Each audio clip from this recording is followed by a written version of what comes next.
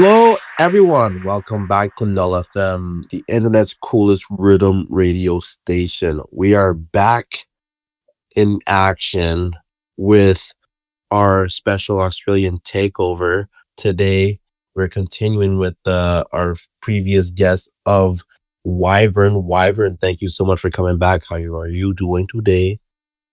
Yeah, not too bad. Thanks for having me back on. Appreciate it. Of course. Well, you're taking over the station for a week, so you're kind of just stuck here, really. So we're just being formal here. That's But true. yeah, I am getting held captive. yeah, we just decided to keep you in Canada just a little bit before Northern. But anyways, yeah, super excited to have this talk with you alone this time. We're just gonna jump right into it. How about you just tell us about your origin story, like how you came up with your name and where your beginning steps of dubstep began. Yeah, for sure. Well, the name Wyvern, um, this is like an change from a previous name that I used to go by. So I was releasing music before Wyvern. But I chose Wyvern because I play Terraria a lot, and there's an enemy in the game called a Wyvern, and it's type of dragon. I thought that'd be a sick name, so just put it as my name. And then yeah, as for my origin story per se, I used to produce like full flavor stuff, and you can see that I have an album up called Exception that's not dubstep. I'd recommend checking that out if you want to go for a little deep dive into what type of music I used to make. But pretty much I've been producing since around 2019, I want to say. Um, and I remember at that time I was getting back into EDM because I used to listen to it heaps when I was a kid. And then I went into like alternative music, listened to like Gorillas and Foster the People and all that. And then I was Mm-hmm. like, oh, I want to get back into EDM. So I remember I got introduced to Flume. From Flume, I was like, damn, this guy makes some really cool stuff. I wonder what he uses to produce music. And I looked it up and it said Ableton Live, and I'm like, all right, I'm gonna learn Ableton. So I spent some time learning Ableton, and then I remember after a bit, didn't want to play any instruments anymore in school, and I just wanted to like produce. So I went hardcore with the producing, made it my hobby, a bit more over gaming. And then I also remember at the time revisiting a lot of older electronic songs. So one of those being Energy Drink by Virtual Riot. It was a huge song for me growing up, especially in conjunction with, I want to say, Geometry Dash as well. That was a game I used to play, had a lot of EDM music in it. And so, yeah, from Virtual Riot, I found Disciple. And then I started, scoping out, oh, who releases on Disciple, and I saw like all these big names, like Oliverse, Myro, Phase One. And then I came across Chibs. I was like, oh yeah, this guy seems pretty cool. He's from Australia. Take a listen. I heard Crust and Jelly for the first time, and I was like, holy shit, this is the most like strange sounding track I've ever heard, but it's also so cool. And so then I looked up, like Chib's live set, and then that introduced me to like all of my like favorite rhythm that I still listen to now, and also like all my favorite artists. And I remember like searching up all the songs in the track list and being like, oh yeah, there's this website for all these unreleased songs called SoundCloud. And so I got into SoundCloud through there, and pretty much after I left school in 2023, I just decided to only want to, produce rhythm and kind of get into that scene. And I just like fell in love with the genre, the community, so great. From what I've seen so far, I've loved producing and playing live. It's just been such a good journey so far. That's beautiful. Wow, that was really, really, really nice. I'm curious to know, um, is it your voice in your watermark? Is it you saying Wyvern In my sound? tag, Yeah. Okay, this is something I get asked pretty often actually. The guy that's doing my tag, the Wyvern sound motherfucker, it's not me. It's this guy that I knew from Snapchat. Me and my mates had this one guy added. His name is Kyle. Want to give a shout out to him. Basically, I put on my like personal Instagram story. I'm like, hey, I need someone to say like Wyvern sound or something. I need a new tag, and I kind of wanted him to do it because he was this like funny guy who posted like funny shit online. That's why all my mates followed him, because he used to post like really funny Snapchat stories. Uh-huh. Um, and then yeah, he replied to my story and he said Wyvern sound motherfucker, and it was just like it was perfect. It was meant to be. And so I'm like, dude, this is like the best tag ever. I'm never gonna change this. And then I've lost communication with him like throughout the years. Um, but like every time that I've managed to find his new Instagram or whatever, or get in contact with him in some way, I've let him know. I'm like, hey man, like that tag he did for me, like everyone knows it. It's associated with the Wyvern brand, and I'm like very thankful that he did that for me. So yeah, while I don't have an Instagram of his to plug at the moment, the guy that did it is named Kyle, and he's a guy that I knew from Snapchat. He used to just post like funny shit.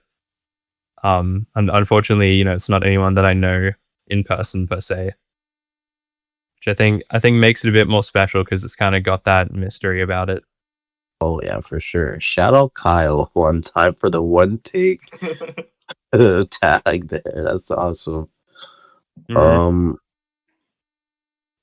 Another tag you use as well is like the fuck you. Like, what's the story behind that?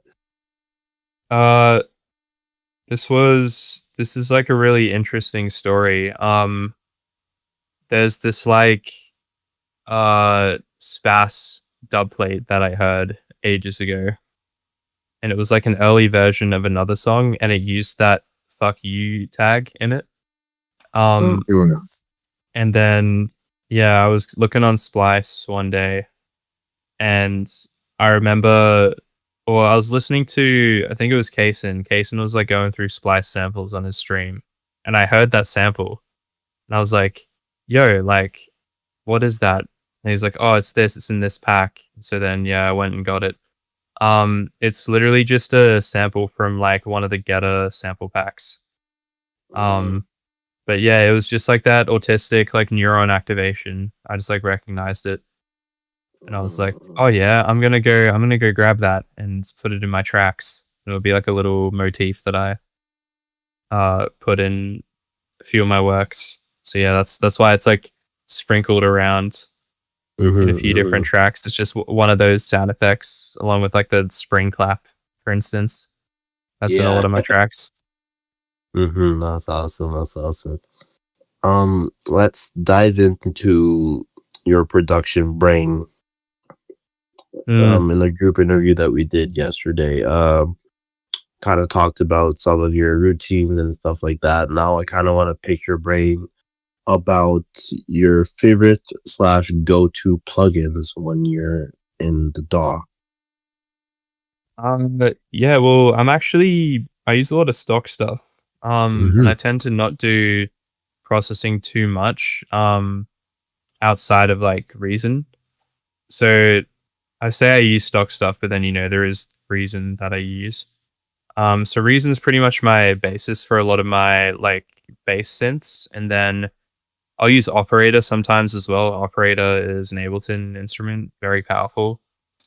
I like to use that as well as Reason for like intro synths as well, like nice saw waves with like weird pitch automation and like envelopes and stuff to make them sound cool. Which I'm sure you've heard across like many of my different intros that I do is just pretty much like saw waves with different weird modulation on them. But then yeah, for plugins that I use like apart from Reason, I'd say a big one is like Kilohearts Disperser, or Kilohearts Disperser. That's a really nice plugin. Kind of adds like a rubbery texture to everything, and you can make it so that it delays your sub really hard if you like move the frequency down the low end. Which is a tech that you'll probably hear across a lot of like Australian dubstep, is like the sub hitting a bit later. You can do it with a disperser, or you can just make the sub hit later. But yeah, really nice. Shout out G-Clip for getting me through rough times. I love G-Clip, free VST. It's just a clipper, that's it. But yeah, love that shit. Shaperbox as well. Insane sidechain plugin. I'd recommend getting it. It like trivializes sidechain so much. But yeah, those are probably my top three: is Disperser, G-Clip, and then Shaperbox. Those are my favorites. Oh, and Reason. Must have Reason. Must have, otherwise why do you do it? Mm-hmm. Awesome. Some may say you're not making Riddim without Reason. That's a strong point. I'm sure there's some debates about it. Now, well, this is a fun question I like to ask our guests: is if you can make up a plugin, what would it be? Like, you just snap your fingers and this plugin exists and it works exactly the way you want it to. Ooh. Okay. This is a pretty cool one. Honestly, I'd say there's an idea I've had for a plugin for a while. Apart from Maelstrom 2, which would just be Maelstrom, but you can actually like you can route everything to everything. There's no like limitations. Yeah, apart from Maelstrom 2, it would have to be like some type of delay plugin where with delay, like if you make it short enough and add a ton of feedback, it'll create like a tone on that delay. I would want to like make a tonal delay plugin where when you play different notes, it like shifts the delay milliseconds so that it like key tracks almost. And it also has an option where it doesn't have to like repitch itself when you're changing the time. I don't know if that's the best way of explaining it. I don't know if that would be possible, but that's an idea I've had for a while. I think it would lead to like some really sick sound design for sure. We can make more like tonal sounds using delay instead of just like slapping a comb filter on it and key tracking it. Fair. Well, I hope someone hears that and says, I need to help Wyvern out and make this fucking plugin. Me too. Are you more of a producer, or would you consider yourself more of a DJ? Like, which of the two do you enjoy doing more? Ooh, that's a good question. Honestly, I don't reckon you'll like my answer because I'm kind of like split down the middle right now. I used to be more of a producer for sure. Like I used to be producing all the time. But now it's like, yeah, I love hopping on Rekordbox, just like mixing on my computer. And I love, exporting songs and then dropping them straight into Rekordbox and testing them. See if they double well. I love going down to Soundbox as well and, going there once a week and having a mix over at their studios. But yeah, I'd say for me at the moment, I'm kind of split down the middle. Like I love the art of DJing and I love like producing and then being able to test the songs that I've made on the hardware and see if it mixes well live. For me, it's sort of like intertwined, I guess. Like a lot of my music as well is made for the live setting and for like DJing. That's why a lot of my like flows are very simple or like fun to double with. Is because when I was producing, I was kind of making it from like a DJ perspective for a while. And I think I still am in some cases. Like not making shit too weird. or if I am making it weird, like still making it applicable in a DJing context. And have you been DJing as long as you've been producing, or did DJing come a bit after you started producing? Yeah, it came a bit after. I'll tell you a cool story about how I started out with DJing. So I was in this class in school called Music Extension, and I had this teacher named Mr. Murphy. Shout out. He used to do like wedding gigs, right? And he brought in his decks to show the class. I was like, oh, this is sick. Like, I'm wanting to like DJ this genre called Riddim. Like, would I be able to like bring in some songs on a USB? And he's like, yeah, sure. Like, I'll give it a go. And so I used to like practice on his decks during the music extension class. Cause like at this point, like I would get my assignments done really quick because I was able to, you know, like knock out an electronic track really fast, or I'd just submit something I was working on. So I used to have all this like free time to DJ in this class, like at the end of a Friday. So I used to do that. And then I remember I'm like, all right, I want my own decks for at home because I really enjoy doing this. And I'm liking, you know, doing these like shit doubles in class and like annoying all my classmates, right? But I'm like, I don't really want to annoy them any longer.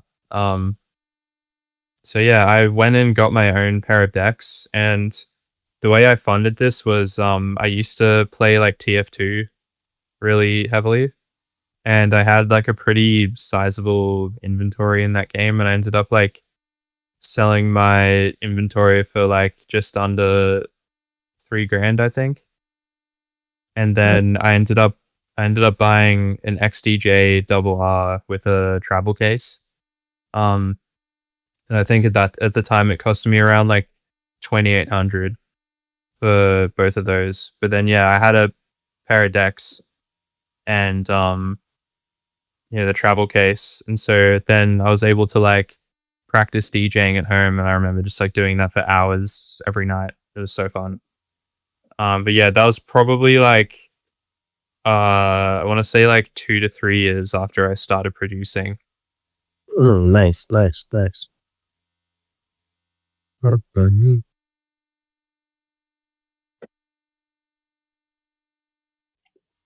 was thinking as well. I used to do like house parties as well with those decks. Mm. Yeah, that was a fun time. But then I stopped doing those, even though they paid well. I stopped doing them because I hated playing like white girl music all night. And not being able to play rhythm. I was just like, this is so boring and mind numbing. Yeah, I was gonna ask, like, were you dropping about these house parties, or was it like? No, I actually did. I dropped rhythm at my grad party because I played my graduation afters. Oh, nice. Yeah, that was pretty fun. But then they asked me to turn it off after like 2 songs. So I had to go back to the normal schedule, unfortunately. But yeah, that was really sick being able to DJ for grad afters in my school. Okay, that's a one small step for rhythm in Australia.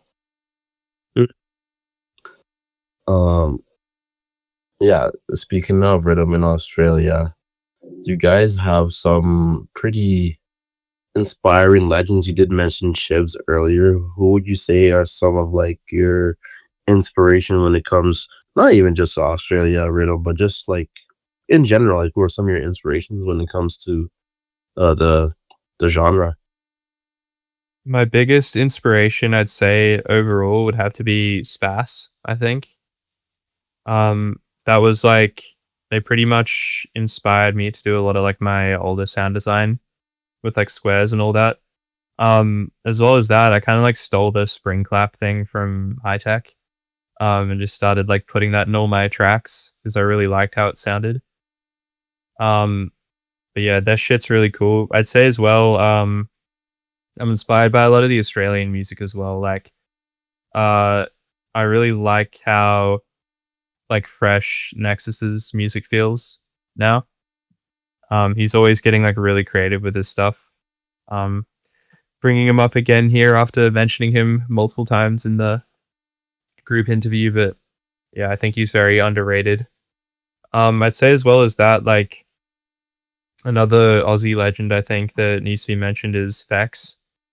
I'm really inspired by a lot of his like OG stuff and a lot of his Subfiltronic edits. I base a lot of mine kind of like off what he used to do. I try not to like copy too hard, but I'm just trying to take like inspiration for now because um yeah, I do know that like it's quite easy to get in trouble for like, you know, copying someone's ideas, you know what I mean?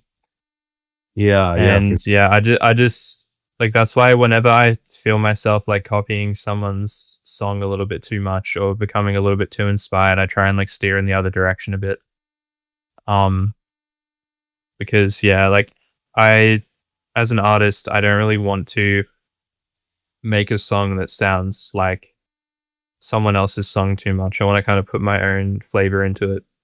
But you know, it's still good to be inspired, you know what I mean? Just as long as you're not like blatantly, you know, like ripping off someone's ideas. yeah, for sure. I'd say Right. as well, like, I love all those other like secret aliases, like, you know, Hacks is a really good one. He's making a lot of like incredible OG stuff. Mm-hmm. Um, as well as that, I say X, very sick account. Um, his stuff is very cool, and yeah, even some of the like, even some of the other stuff that's like not even on the X SoundCloud anymore. Like there was a few times where there was some more like modern sounding dubstep uploaded to that account, or some more like trappy sounding stuff.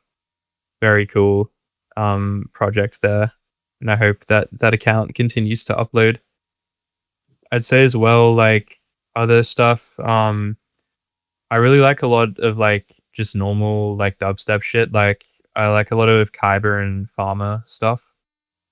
Kyber and Farmer are making some really sick dubstep. And I'd say as well, like yeah, Jub, another big inspo of mine. Very cool person by the way. And yeah, I feel like no one in the game does it like him. Fun. Yeah. Thank you for sharing that.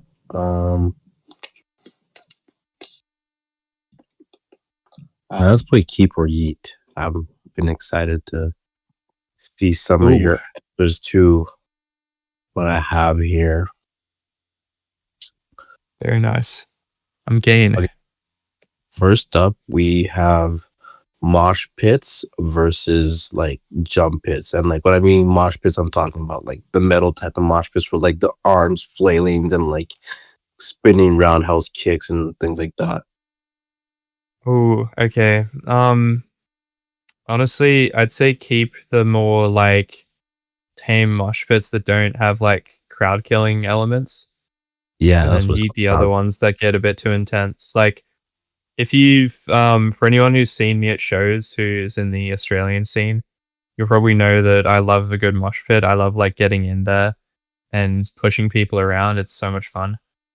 Um, but I think that like going out of your way and like fucking doing anything more than pushing, like trying to punch people and kick people, a little bit cooked. I'm not gonna lie. Like you're the reason why the security's coming in and is telling people to stop doing that shit, and then it ruins it for everyone. I love jumping around though. Jumping around's great. You know, it doesn't hurt anyone really. Um, I remember at the last show I was at, they literally didn't let us do anything. Beast Boy was playing, and everyone was going nuts, right? Having a good time, pushing each other around, like mosh pit after mosh pit, back to back. Because Beast Boy was just like tearing it up. He was going crazy. And then the security at this fucking venue kept breaking up the mosh pits and like telling everyone to stop. And it was the most like, it's the most cooked thing ever. I just like couldn't have fun. It was terrible. Terrible. Yeah. Up next, we have the rise of, we could call them influencer DJs.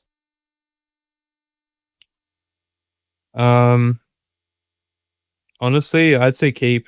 Um, I think that a lot of people do find them cringy because they are. Um, but also I feel like for people like me, like I remember sending my music to some of these influencer DJs early on, and then they would play like one of my tracks, right? And then this goes for like any other like Riddim related page that's more like influential as well.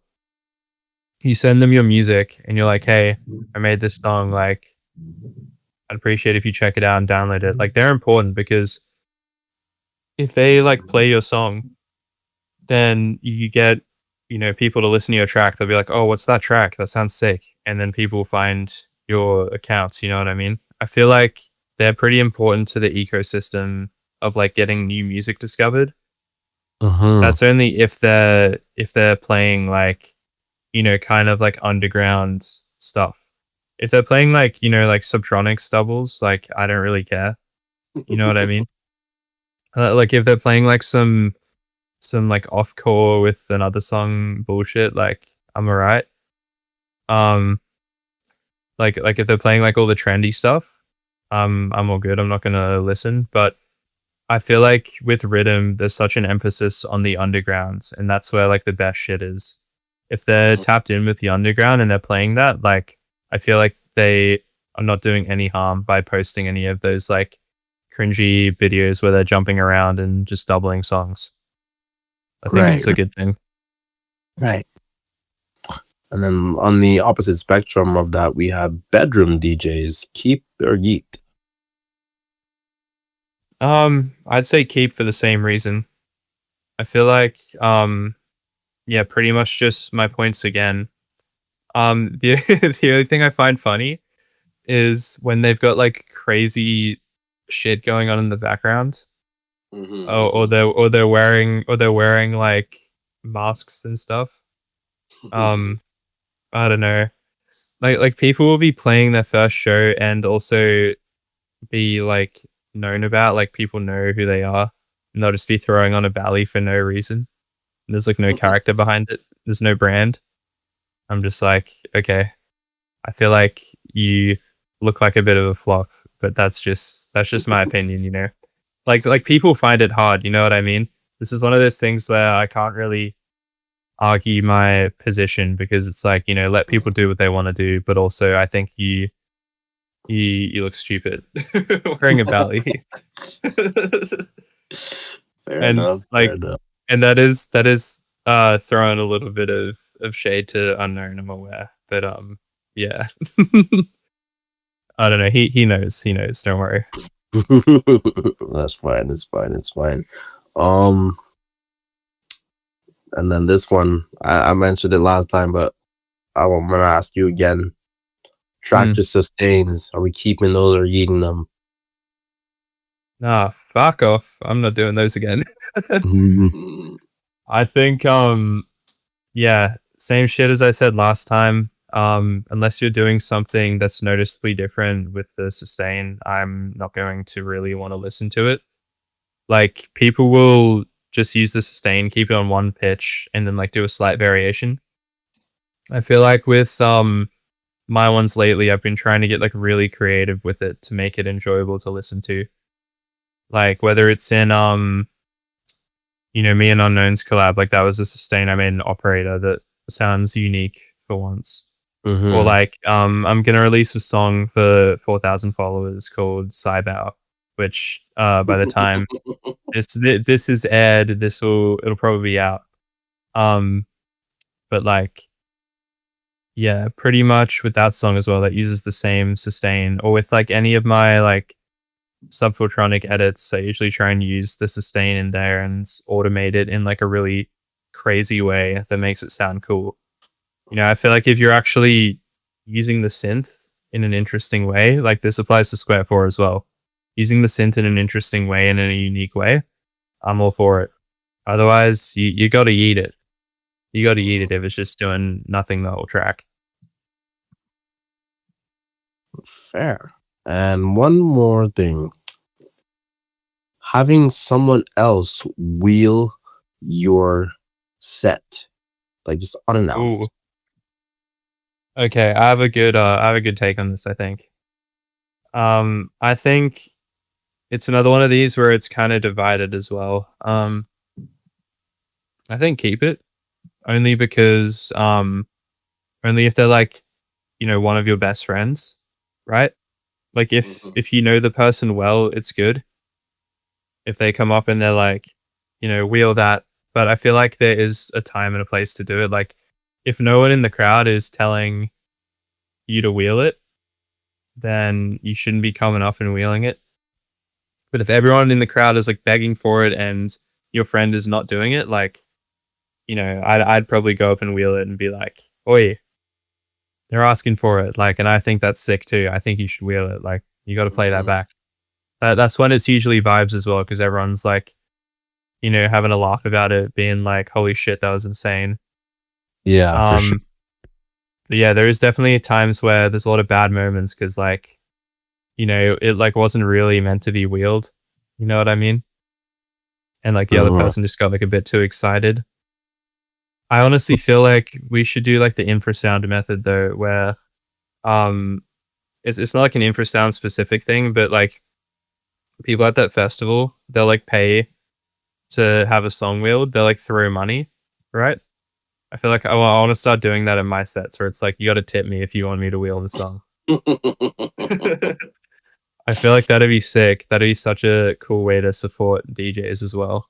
Oh yeah, that'd Like be awesome. I definitely want to bring like a 20 or something to a show and be like, if I think you should wheel it, I'm gonna hand this to you. Fair. And you gotta wheel it. Well, thank you for playing Keep or Yeet. I've enjoyed your takes. No problem. Those are some pretty good questions. I appreciate it. Yeah. But I kind of want to piggyback off of wheeling. Do you have any like relatable stories to that, where either like the crowd has like asked you to wheel, or like you got wheeled by someone else and it's like it was like basically where it was worth it to like wheel back? Yeah, I swear I've definitely wheeled like a friend's track before while live.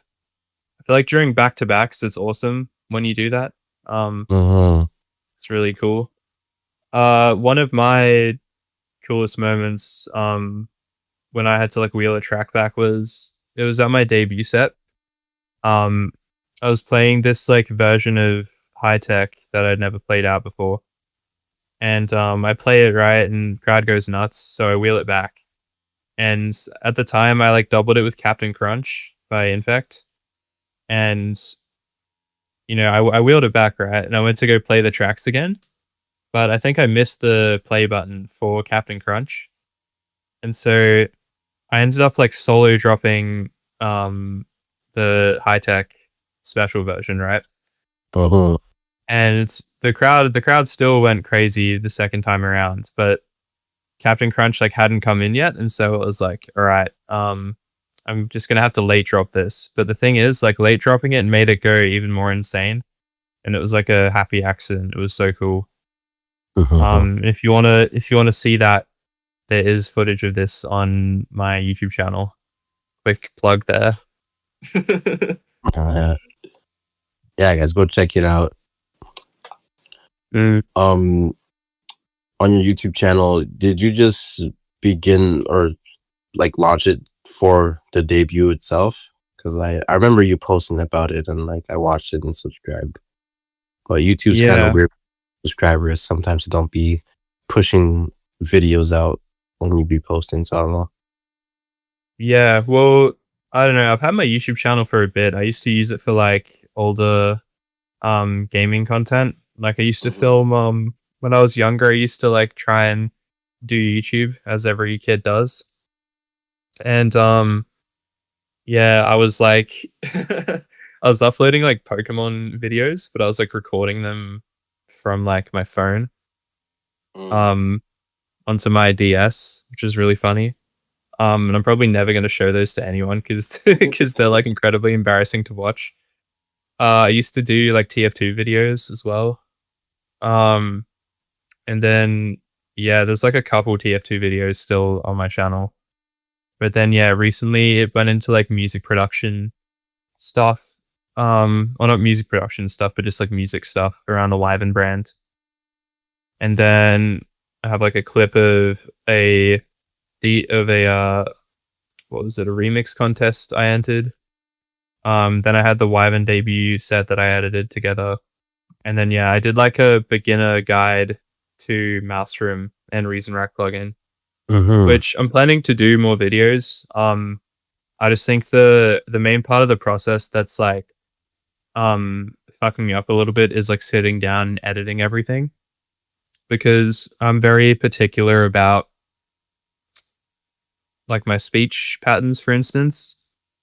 Like I don't like when I'm saying all the time and I've got to cut out all those filler words, you know what I mean? So Right. I just sit down there and I'm so like meticulous with editing it, and it's like taking me like 2 hours to edit, you know, a 20-minute video. It's just like a process that I hate, but I'll probably have to get used to it if I want to do this thing as a job one day, because I want to be able to put out content full time eventually. Right. So that's where you see yourself doing this, is just like you doing music full time. So you do music full time, does it include just rhythm balls to the wall, or like do you see yourself diversifying your sound and like maybe just like even like side projects where like you're doing, I don't know, hip hop or like UKG? I've honestly thought about it before, because I used to produce other genres. Like I started off doing like just like shitty electronic music that didn't really sound like anything, and then I leaned into like lo-fi hip hop for a while. That was really fun to write. I was just like spamming like cymatic samples everywhere. Oh. which is pretty fun.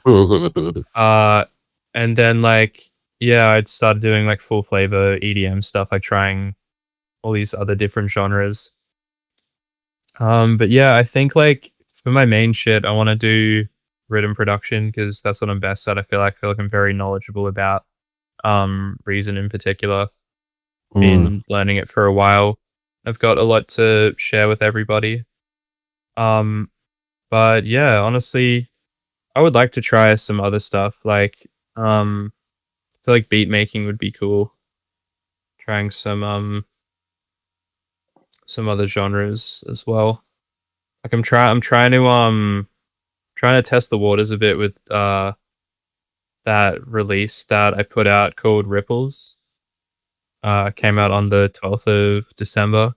It's like more of a OG, more like 140 dubstep type thing. Right. Uses a bit more subtractor rather than Maelstrom.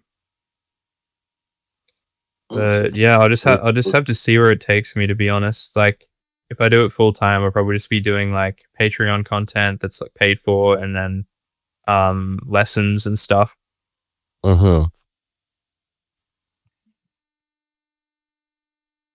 You said you used the subtractor for a more OG synth vibe track? Nice. Yeah, Subtract is super underrated. It's like very scary when looking at it for the first time coming from Reason. But then again, like Reason is also scary going into it the first time. So pretty much you just gotta it's either you get someone to show you how to use it, or you just like fuck around with it until you understand. Like I remember learning how to make the tractor bass, and then from there I like was listening to all the wavetables, and I was kind of realizing like, oh, I recognize all these sounds from like really old school dubstep tracks.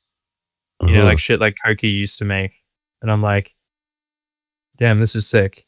I gotta try and make some with this. And then I started learning how to make those like really OG like UK type bass lines. Nice.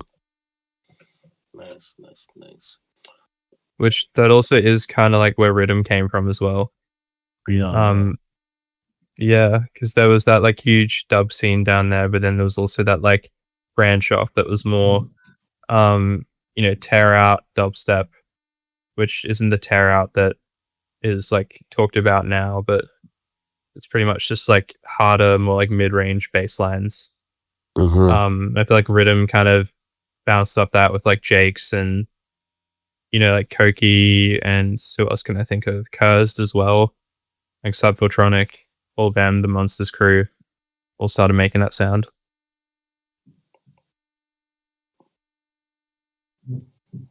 Yeah, shout out those OGs, the pioneers of the genre. Mm-hmm. What is a piece of advice you'd give to someone that wants to start out in this genre? I'd say honestly, listen to a lot of different rhythm and kind of take note of what they do. When you're starting off in your door of choice, and by the way, you can mostly use like any door. I don't think it really matters for rhythm. Reason's a little bit funky to use because, you know, it is pretty much like Reason wrapped as the door. FL and Ableton though, great choices. I use Ableton myself personally, and I like to use the Reason door as well, the same amount. But what I'd say is like, yeah, pay attention to how your favorite songs are structured. Try and like make your songs around how they're structured. And this kind of goes back to like that point I mentioned in the previous interview with me and Unknown, is that like you want to try like remaking stuff heaps. That's how I got started. That's how Unknown got started. You know, we were remaking like high tech mystical powers, like the X bass, KTH bass, and we were like trying to figure out how all these sounds are made. And then, you know, eventually we're like having a better grasp on the sound, and like once you figure out, oh, this is where you have to go to get to this sort of sound, it like really opens up your understanding, and you're able to do like so much with that information. Mm-hmm. So yeah, I just say try remaking your favorite stuff, you know, as an exercise, and yeah, try like structuring your tracks like how your favorite tracks are structured. Pay attention and take notes. Fair. Is there anything else you would like to share with the people them listening? Yeah, go follow me on SoundCloud. I'm going to be dropping a lot of music this year. That's at Mystical Powers. And then it's at Wyvern Sound on pretty much everything else. On my link tree as well, do have a Patreon for production videos. I'm going to be doing a lot more this year, as well as plates every month for a discounted price. Got some stuff on Platelist for sale as well.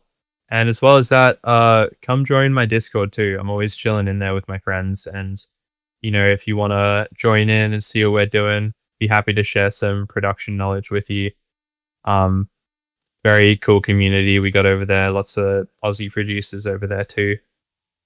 And also, I'm going to be having a 2026 showcase dropping around about the time that this one comes out. So make sure to check that out. There'll be a ton of new music there. And also go check out the mix that I'll be doing for NUL.ғᶍ.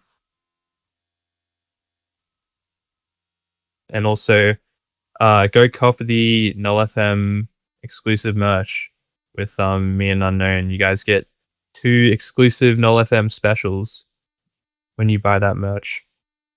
So I would recommend copying. Also very good shirt quality. I'm loving it. But yeah, thank you guys so much for all your support this year. And here's to a great 2026.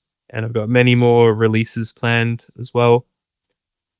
And yeah, I'm looking forward to seeing some of you guys at Northern Invasion. And yeah, can't wait to meet everybody there. It'll be great. I am standing off of my chair and clapping my hands. I'm so happy that we got to do this talk here. Appreciate your time once again. And for the Spotify listeners, this is the end of the interview. So you heard the man. If you want to hear the mix, hop on over to his SoundCloud and then wild out. Make sure you give it a like. Make sure you give it a comment. Make sure you repost it as well. And we will catch you guys on the flip side. Wyvern, one more time, thank you so much and take care. No problem. Yeah, guys, make sure to check out that mix and the showcase as well. Love you guys. Love you. Bye.